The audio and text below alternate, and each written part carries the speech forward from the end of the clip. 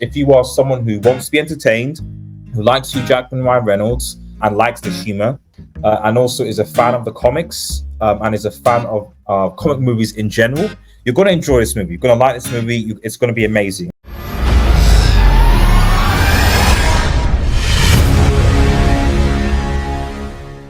What is going on, guys? What is going on, guys? It's RDS here on Red Marble, back again for another movie review. It has been a long time. It has been a long time coming, guys. We're back with some more content on Red Marble. This time, reviewing what is obviously going to be hit, Deadpool and Wolverine. This is going to be a spoiler review. I'm going to start non-spoilery, but it is going to be spoilers. So if you don't want to be spoiled, if you haven't watched the movie, just please avoid the movie. Avoid the movie. No spoilers. Avoid it. Blah blah blah blah. This is going to be spoiler heavy. So let's get into it, guys. Remember to like, subscribe to Red Marble if you're new, bottom right-hand corner. Guys, this movie is for the fans. Okay? This movie is for the fans of the comics, the fans of Deadpool, the fans of Wolverine, the fans of Hugh Jackman and Ryan Reynolds. You can see the chemistry in this movie. And more important, this is a love letter, I would argue, to the Fox movie franchises. There's a lot of good stuff in here. This movie is carried by the charisma and chemistry of Ryan Reynolds and Hugh Jackman, as well as the cameo appearances that guide this movie. So if you are someone who wants to be entertained, who likes Hugh Jackman, Ryan Reynolds, and likes the humor, and also is a fan of the comics, and is a fan of comic movies in general, you're going to enjoy this movie. You're going to like this movie. It's going to be amazing, etc. So this for me is what Multiverse of Madness Doctrine should have been. This is what Multiverse of Madness should have been. Now let's get into spoiler territory right now, because the big thing is the cameos. I didn't see anything really ahead of time. I knew that all I knew going into this movie was that Hugh Jackman was coming back as Wolverine. That's all I knew. I didn't know anything else. I knew there was a Fox entry logo in the back, so I assumed that you'd see some Fox type of properties. In the trailer, I saw one or two people back, but I didn't think about the big characters coming back. First off, when Chris Evans came back as Johnny Storm, I was like, whoa. I mean, I knew it wasn't going to be as Captain America, so as soon as I saw him there, I was like, damn, okay, so Fantastic Four, Johnny Storm, etc., etc. It's pretty good. It was pretty funny. Like that, especially the post-credit scene. It was good. It'd been nice to see some other Fantastic Four members there. But that was pretty good. I like that. And it really shows how trash the Fantastic Four has been. That we've not been able to see anything good come from in goodness knows how many years, given how they treated Johnny. But the other cameos, obviously, Jennifer Garner came back as Elektra. Elektra wasn't a great movie, but shout out to her coming back. But come on, the big cameo is going to be, first of all, Channing Tatum as Gambit was solid. It was solid. I think a Channing Tatum Gambit would be trash, although great respect to the comic book accurate costume as well as his accent, Cajun. There was no project, but the fact that they recognized and poked fun at it, it was good to see Channing Tatum as Gambit. But my guy Blade, Wesley Snipes coming back in, my guy, that was arguably the best parts of the movie.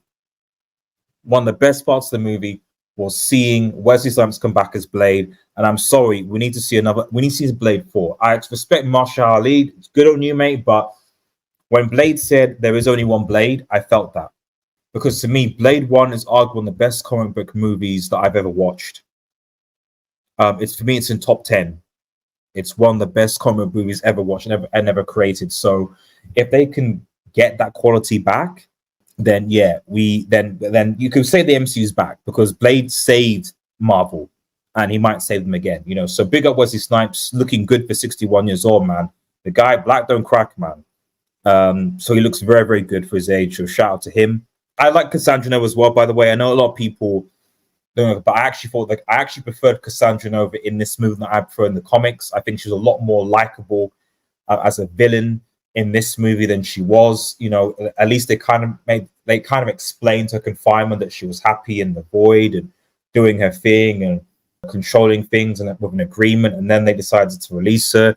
I didn't particularly like the ending with the whole, they kind of just made it in a way where, like, right, okay, you let her out, now I just want to, she went from, I know she was really weird, but she kind of went from, I just want to mess with people in the void and read people's mind and, I hate Charles type of thing, to just being like, right, I just want to kind of destroy all of reality for some reason. I don't really understand why she would want to do that.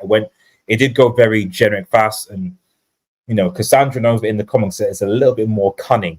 She was a bit cunning, but the end just kind of it was weird. I think I don't think they ended it particularly well. And quite frankly, knowing how powerful Cassandra Nova is, she shouldn't be dead after that. But I don't know. The plot itself was not the best, but like I said at the beginning of this review, the chemistry between these two characters is what carried the movie, between Hugh Jackman, Ryan Reynolds. Obviously, the cowl, you know, we saw, you know, there was a scene where they went to different, then Deadpool was going to different dimensions to try and find a decent Wolverine.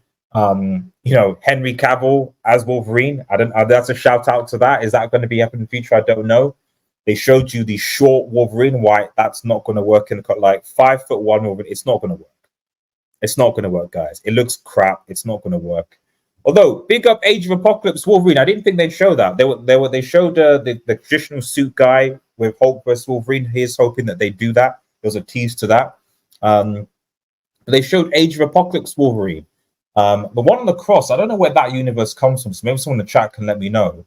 But definitely, when they showed Age of Apocalypse, that surprised me actually, because like, you know, it's Age of Apocalypse Wolverine is quite obscure. So the fact that they showed that one with the thing and punching and with the way he was, I thought that was very interesting. I don't know whether, again, that is... And this is the thing about that. I don't know whether...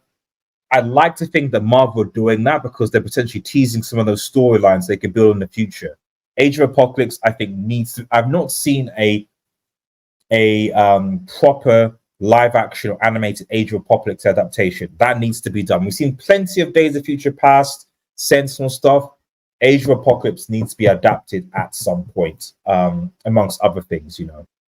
I think, by the by, I think this was an entertaining movie, and I think if this was the send-off as it was for the Fox movie franchise, then I think that's well done. I don't think there's any complaints there. But anyway, overall, I think I'll give this because I'm a fan, I'll give this probably a 3.5 out of 5, a solid 7 out of 10. Go and watch it, be entertained, enjoy yourself. Anyway, guys, remember, if you're new to the channel, like and subscribe to Red Marvel. Follow us on Twitter. Subscribe below. Have a nice day and cheers. Peace.